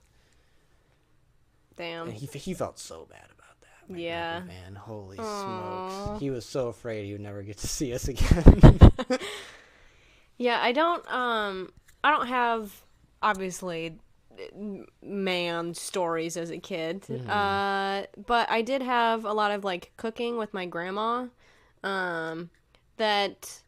That was one of the things that she'd always just want to teach us how to do, or it was like making a craft or macrame or any kind of craft generally. She also really liked making greeting cards and stuff like that, and still does. But there'd be a lot of just sitting and her telling us how to do stuff, or we'd sit in the kitchen and she'd just cook something and we'd help chop stuff up or cook whatever. Also, like, I always loved going to their house as a kid. It is a haunted house, which we could also talk about that at some point. We should talk about We really should talk about that. I'm so fascinated by ghosts. Which you need to go to my grandparents' house if you want to see a ghost, go there. Dude, I do. But I boo. Whenever we'd go there, my grandma would always get me and Katie baby peaches and chocolate milk, and we would sit out in the living room and we'd watch Foster's Home for Imaginary Friends and eat our baby peaches and chocolate milk. And to this day, I still like baby peaches, and it's because of that, like, super strong memory of just sitting and being a kid. Like, because we didn't have a lot of channels growing up as a kid, so you could never really watch, like, we didn't have Disney Channel or anything, or Cartoon Network, so actually watching Foster's, oh my god, was it so fun. Premier content, dude. I know. Rich. It's interesting that you have the chocolate milk memory, because with my Grandpa Van, every time we'd go up and visit them, every morning we'd go into the Fountain Mall, and this town is so small. Yeah. In the downtown of I've heard stories about the Fountain Mall and was expecting a little bit more of something. Oh my god, it's just a gas station. It's literally just a gas station. Yeah. But I mean, well, it's a little bit more than a gas station. But I mean, this town is so really small that, like, the downtown it's a bar, it's the fire station, and it's this gas station. And in this inside of this gas station, yeah, it's like a typical gas station, but there's also like an ice cream parlor. And when I was growing up, you could rent movies from there also. Oh, really? Yeah. Okay, so that's a little bit more. Yeah. But they had like 6 gallons of ice cream, and that was like all they had. It's not like our ice cream parlor with chairs. It's that you can go up to the counter. Yeah, it's like it's maybe the size of like a Speedway, but like an independently owned one that like has some fun stuff in it, kind of. Yeah. And so like we would always go there like every morning, and I would always get strawberry milk. That's what I would get. Yeah. 'Cause I'm a strawberry milk kind of boy. Yeah, I was always a chocolate milk girly. Still am, but almond milk or cashew milk. Ugh, some chocolate cashew milk. Yum. Yum. Oh. We are at 1 hour and 27 minutes. 127 years old. What age do you think you're gonna live to? If you had to guess. If I had to guess, I feel like late 70s, but I mean, I wouldn't mind going to my 90s if I'm like doing all right. So what is the age that you think you are passing? I think I'm definitely passing 60. I'm saying passing. What age are you going to die? Yeah, I hope you're passing 60. 74 feels right. Yeah. I feel like 83 feels right for me. Okay. I don't know why. Yeah. I just think I'm going to get to that age and... Oh, can I talk about how I want to die? Yeah. Because I was just telling you. Are we going to get into assisted suicide? Yeah, maybe. Yeah. Because, I mean, so I have this vision of... I don't want to be necessarily cremated or buried. Like, I feel like all that's just like wasting resources on like a dead body, you know? Yeah. What I want is when I die, the grand vision is that my stomach is filled with like wildflower seeds, and then I'm just like thrown into a field, and then I just turn into a field of wildflowers. Like, that's the poetic version. But I think what really happens is before I die, I change my name, and then... To what? I don't know. Like John Smith or something like that. Yeah, Just something yeah. super generic. Generic name. And then, because like I'm gonna be super famous when I die, you know. Oh, obvious. So like I don't want like the papers to be like Ethan Levine dies, you know, and then people are like, where's the body? Yeah. So I'm gonna change my name to something super generic, and then when I die, before I die, I'm going to have pre-prepared like a little sanctuary that's like really secluded, really hard to get into. And there's like a little hole that's full of like super fertile like manure and dirt and wildflower seeds. So then when I'm ready to die, I'll just kind of go out there, I'll get all naked, and I'll bury myself in this manure wildflower mix, and then I'll shoot myself in the head. Yeah, I mean, hey, that's a hell of a way to go out. I think it's a good way to go out. I think that in a very bittersweet way. I don't know if any of you guys have watched the movie Paddleton, but if you would like to cry, that's the movie you should watch. And I think that that's honestly the way that I Ray Romano will go out. Honestly, and Mark Duplass of the Duplass brothers. Yeah. There's something so sweet and simple about it. I do think just taking some pills and going to sleep first and then it's just over would be the ideal way for me to pass. Yeah. And like what makes that movie so interesting is like making like a friend do it with you. But sorry, continue. Yeah, making a friend do it with, but it's not so much that, it's just this small community that you've built of not really having that many people around you and just saying, this is what I'm going to do. And this, like, as hard as it may be to come to terms with this, I'm ready to move on. Right, because he's in so much pain. Yeah. And to just still go before it gets much worse and still have good memories with your friend. Hey, maybe I'll learn how to play Paddleton, and then me and some fuddy-duddy old lady, you know, I'll just be hanging out, and then I'll lay down in my apartment bedroom, take some pills, and sleep. There's something, but like, I think aren't you worried? Like, what do you want done with your body afterwards? And, like, I do have ideas, and I can get into that, but, like, I think what's more interesting is the process of dying. Oh, so you think it's interesting that I would just want to shoot myself? And you want to do, like, pills? I mean, in an ideal world, yeah. Okay. Well, I guess why wouldn't you want to shoot yourself? Because I feel like shooting yourself in the head is the most painless and the quickest. Yes, because with pills, you could do the wrong amount, and you could do the wrong thing, and you... I know. I would want to, like, medically be in a coma and then have... I mean, I guess if we're all being realistic, the ideal is like dying in your sleep. Right, but that doesn't happen for a lot of people. No. If I get cancer, if I get dementia, like, it's over. Your fear of... You explained that fear to me one time of, like, you waking up and I'm just, like, dead one day. Yeah. God, that'd be awful. To wake up and have the person sleeping next to you just dead is something very terrifying. That's awful. That's insane. And I did know someone that their husband passed in that way, and they were only married for, I think it was a little over a year, maybe 2 years. This is someone that, like, she was really planning on having a life with. And, I mean, I cannot speak on this. Like, I did not know them super well. Oh, my God. But, like, on vacation. They were on vacation, and she woke up, and then she sees her husband passed next to her. And to go through something like that, I think is so crazy. And so I do think there's a lot of... I mean, suicide is definitely scary. But I do think that there's more grace and understanding in it than a lot of people can realize. And I think why I don't want to shoot myself in the head is... and I know women tend to do this, as you think about the mess... or what it's going to be for a person to clean afterwards. Yeah, that's why I'm burying myself in a field. Right. And, I mean, at that point, yeah, it wouldn't be a mess. But you think the perfect way to go is to shoot yourself in a field. I think I want to be in a bed. I'd like to be in a bed. Also, the book that I listened to / read lately, I Who Have Never Known Men, by I don't remember her name.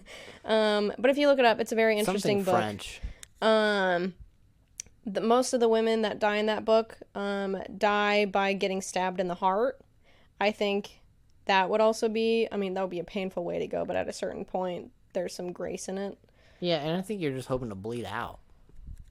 Well, yeah. I I really don't know how we got to this point. But yeah, like I want to die as peacefully and as painlessly as I can, and I haven't done the research to know what that looks like. But hopefully I'm in a position where I don't feel a lot.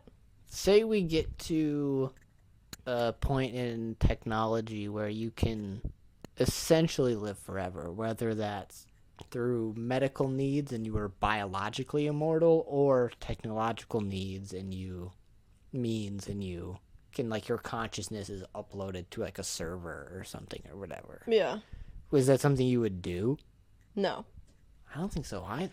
And it's very interesting that people are talking about it. And it's a place of discussion, obviously, of like, oh, well, a goal for a lot of people is to be immortal, or it is to come to a place where you can... Well, people are just so afraid of dying. Yeah, you can exist forever. But I am trying to get more comfortable with the idea of dying, or just the idea of getting older, because more than anything, it is a natural process. It's the most natural process. It's the one thing that it's the guarantee. That all, not just humans, but all animals, I guess I shouldn't say all life, because there are a few biologically immortal things. Sure. But I mean, those things can still get sick, still get eaten by something bigger. Yeah. You know? And I guess if you are biologically immortal, you are then at the will of anything possible, so you will die eventually. Yeah. Sorry, but I cut you off. I mean, I think I do want to die in the way that a lot of people, when they talk towards like the end of their lives, how they kind of come to terms with it's a new journey. It's something new to be experienced. That at a certain point you kind of live your life and you have a lot of experiences that if you just keep going around on this little blue marble, how many more unique experiences can you have? And yeah, Sure. The world changes, and yeah, you get new people that can come into your life, which definitely add a lot of interest. But at a certain point, I think there's a lot of beauty and curiosity just in the thought of death and what that could be, because there is no guarantee, you know? Mm-hmm. Which I think it's definitely scary and intimidating, but I'm trying to think about it in a way that it is exciting, because it's something that every person will experience and has experienced, and there's very few things that kind of connect us all as people, and death is one of those very unique things that every single person that has ever come before us has experienced. Yeah. And who's to say what's going to happen after that? Who's to what if reincarnation's real? Right. What if, we'd come back? But then, sure, I'll come back as something different and experience life in a new way than I haven't experienced as me myself. That's kind of my ideal way to go, honestly, is I just like to come back because I think there's a lot of joy in living. Yeah. But maybe there's more in death that we haven't known, that there could be a lot of value in that. Right. Or just ending. Well, and people are scared to end. Yes. But because you've only ever known an existence with you in it, because you've only ever lived your life in a way that is very, center focused. I am Ozymandias. It's my favorite poem. So I think there's something kind of very interesting about death in that there will be no more of you. Yeah. And a lot of the way that I've thought about death lately is, I do have another grandma who has... I'm laughing because Gizmo is yelling, not because my grandma died. But I have one grandma who has passed. And I used to have a lot of the reassurance that, oh, she's in heaven somewhere and she's, doing fine, just hanging out with God. And, I do hope that for her because that's what she believed in. But kind of the way that I view her is her presence in her body. She had atoms that made up Grandma. She had a life force. She's got Grandma Adams. She like there was life and movement in her that then once she passed, I mean, that energy, like, we all just become dust again, as we all become just more of this earth. You're asking a very interesting question. It's like, is there something other than matter in humans, Right, you can get into the soul of it, but I'm not even saying, like, the soul of a person. I'm just saying... Do you believe in a soul? Is that something we've talked about even? I think we have talked about it. I'd like to believe in a soul, right, but okay, I don't know. I think that's where we both fall, yeah. The whole, like, proof of metaphysical things is there is no way to prove it. I'd like to think that, but also I know that I am in humans' evolutionary process at a point where I can think cognitively and hope that I have a conscience. Right. Versus like whatever came before us. Right. Is our biology so complex we're able to make up this idea of a soul because it makes living easier, therefore. Right. And feel more complicated or important because we'd like to think of ourselves as important when we are just the same as maybe a leaf or a twig. Right. Which is like what I'd like to think my grandma kind of is, in not a depressing way, but in a way that whatever she was is something that will further on the existence of life as we know it. Well, and that's why I really like the idea of becoming like a field of wildflowers. Yeah. Well, I mean, and I've said that, like, when I die, yes, I do want to die in a bed peacefully, but I don't want to be buried, like, do not spend Hey, if anyone is listening to this and I'm dead, please don't spend thousands of dollars on a casket for me or anything. Right. Or just put to me out in a field. Cremated, which is thousands of dollars, and then for the fucking vase that holds you. Urn, excuse me. I just want to be... I don't want to become a field of wildflowers, but I'd like to be part of a tree. Right. I don't know what kind of tree. And it's illegal for someone just to throw me in the woods, which is why I need to do this complex process of changing my name. But I'd just like to be... and maybe not have, like, seeds in my stomach. I don't know what that would do. But I want to become a tree. Or I want to be out in a field where... God, I love trees. But I also do, like, really like a cemetery because there's so much peace there. Not that I want to be buried in a cemetery, but just stick me under a tree in a cemetery. I don't need a marker or anything. I will die and the world will carry on without me. And I do want there will be people that come after me that maybe want to, remember me in my certain area where I've ended. But that would just be a tree or something. That I forget the graveyard we were at, but there was a graveyard, and there was a specific part of the graveyard where all of the graves had little pictures of people on it. Yeah, I think about that all the time. I really enjoyed that. Being able to meet these people, not necessarily meet these people, but like appreciate these people in a way that I can't with other gravestones. Yeah. Well, it just feels more personal because you have a face to put with the person that has passed. Yeah. And if anyone is scared of going to a graveyard or anything, definitely recommend you go. It's awesome. I mean, most of the time when I go, people are just exercising or walking around. You occasionally find people that are grieving at a certain grave site, but you just walk away from them. Yeah, like don't make it a thing, obviously. But pick up the trash while you're there. Make it a little nicer. Yes, please. This is another thing. People that just throw trash in a cemetery.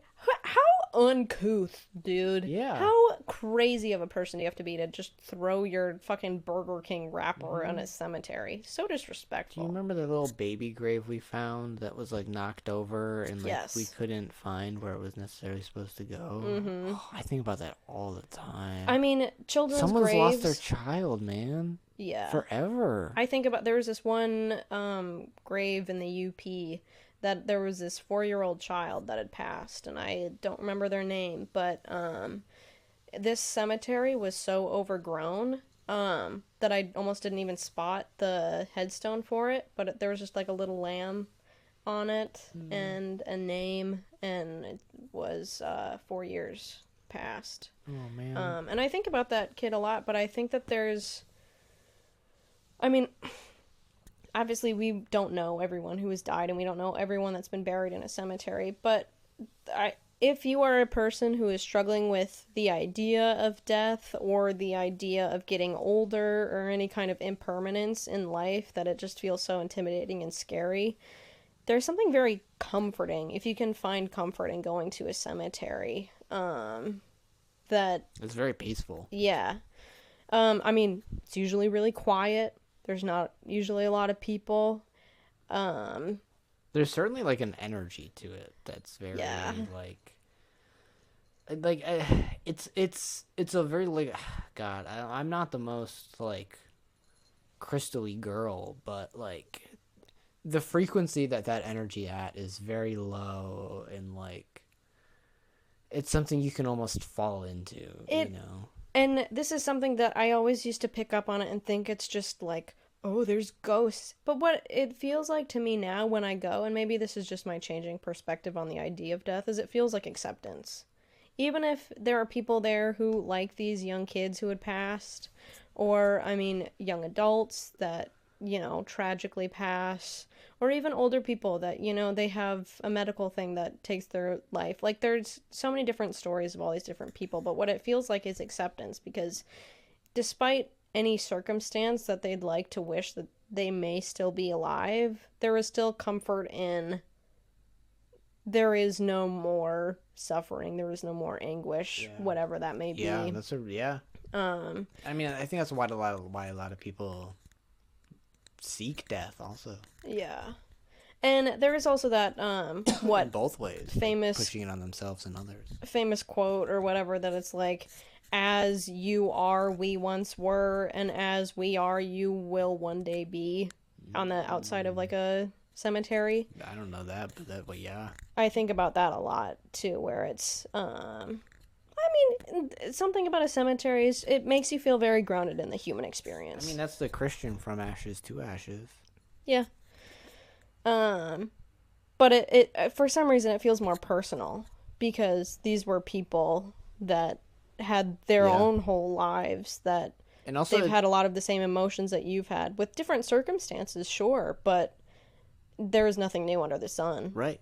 you know? And it's also, I think it's very fascinating being somewhere where you're literally at where someone's going to be for eternity, you know? That's where they're... Well, you'd like to think, but I've told Physical. you about the Oh, God, Grand Haven yeah. Central Park, where it was a cemetery, and then a bunch of bodies were moved, and then they couldn't find like three of them, so there's still like 3 bodies there. That's the like... But that's how part can of why how I can don't you want to be like how can buried you be a like that. company that's like, yeah, we're okay people, you know, we're doing good here. Yeah. Like But that's part of like city someone- planning. There's more to that someone than just a signed company. off on the idea to, hey, let's exhume all of these bodies. We definitely didn't okay it with all of the families here because that's an insurmountable task. But we're still gonna do it anyways because there's profit to be made. And like I know there's some people are just like, hey, it's my job, I have to do it. But like, fucking, come on. Well, and that's also a line that grow we're a pair to be misogynistic about things. that's a line that we're kind of talking about, though, is how much respect do you have for the dead versus I feel how like non-important death is if to the we're human ever experience. to respect anyone, we should only respect the dead. Those are the ones who have done it all. Yes and no. I think that's Those are definitely those are truly the only heroes of the living are the dead, because those are the only ones who have crossed the threshold that we haven't. And I think there's obviously a lot of value to that perspective and that idea, but I think there's also they are dead, so now there is no more. So that person no longer Right. exists. Okay. So how can you respect them other than just Yeah. an idea that you have? Right. That's really And good. I think respecting an idea of a person, that is obviously what you should respect. But a body is a body, Right. you know? Right. They were a vessel to contain that person, but also that person is not in those bones anymore. So I don't think that something like that should be as taboo. As long as there is, because like, I mean, in Grand Haven there's signs around, and I think it says like, hey, there are 3 bodies here. So it's like, I don't know that they have the names or anything, because I don't think they know the people. Just in case you see anything funny, there are Yeah, if you 3 see any bodies little somewhere. arms reaching out of the grass. Yeah, but definitely talked about some interesting things in this one. We've Do you went think from in like a couple hundred years, there's gonna be like a whole new like race of people, and they're gonna like build their stuff on like our cemeteries, and I'm sure. they're gonna be like haunted by like millennial Chads by and millennial bros. white people. God, imagine. YOLO, just a person in a snapback. God, that would be crazy. But yeah, All maybe right. one day. Who's to say? We're at an hour 49. We should say our We goodbyes. probably should. 'Cause I gotta pee again. Yeah, that's what happens when you drink a ginny and tonic. I don't drink. What? I love. You're a lover, not a drinker. Yeah. Well, yeah, I think this was a good one. We This was a definitely good one. strayed a little bit off of our topic of old people, but I Well, think that's what makes the topic good. Is if you See, can yeah. stray from it. we got off on a lot of really good tangents just about life and aging and how important it is to have respect for your elders, but fuck the ones that are mean. Just Yeah. be a good person any age you are. I mean, respect people who. Oh, my mic go on? Is it good? It's good. Respect the people who are respectable. Yeah, respect the people that are respectful. Love the people that are lovable. Do all you can to be a good person. And I guess that's all you can do in this life. Yeah, So, live, laugh, love. good luck, everybody. Yeah. So thanks for coming along. Yeah. Let us know if you got anything you think we should talk about. Yeah. Or if you got any crazy old people stories, put them down in the comments. Love to hear. If you got any mean old people, nice old people. Yeah. If you just want it to be like something kind of commemorative of someone that has passed. And I just wanted to say thank you to all the people who said very nice things about Taco Time. And if you're listening from the Taco Time comments, that was super nice. I was so happy to see all those comments. Yeah. That was great. We worked really, really hard. Abby's in that. She's in the. You can see. I don't say anything. I'm in the back. No, she's in the background, but she did a lot more than just that. Well, kind of. Not really. Yeah. I didn't do much for Taco Time. This was like when Ethan and I were.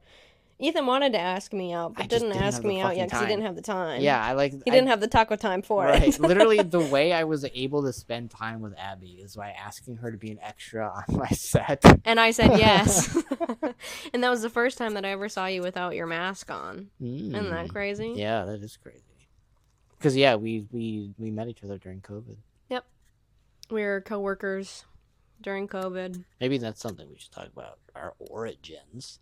Oh, sure. We got an interesting origin. Yeah. Anyways, yeah, but if you got any more topic ideas, let us know. Mm-hmm. Hope you guys have a good day, good night, good morrow. Good morrow.